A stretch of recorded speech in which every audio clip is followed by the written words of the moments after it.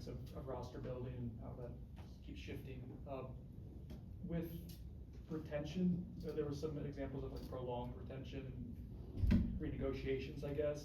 How did that impact, I guess, your ability to like move swiftly financially if there was negotiations involved? And then when that's happening, do you worry about culture or how that impacts the team potentially? And I think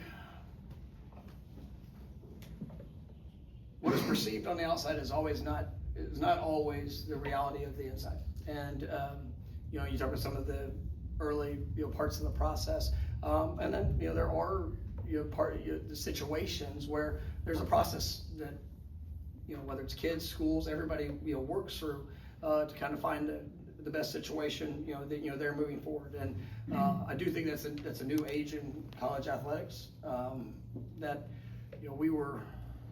we tried to be as advanced as we possibly could be, looking at some of those dynamics, but there's still, it's a new age, and so I felt comfortable with where we were able to land in a lot of those situations. But it is, when you're looking at the timeline of what resources you have and where those are going to be dispersed. I mean, some of those things you just say, well, this is our priority. We have to focus here, and it's a willingness to say yes, and also a willingness to say no.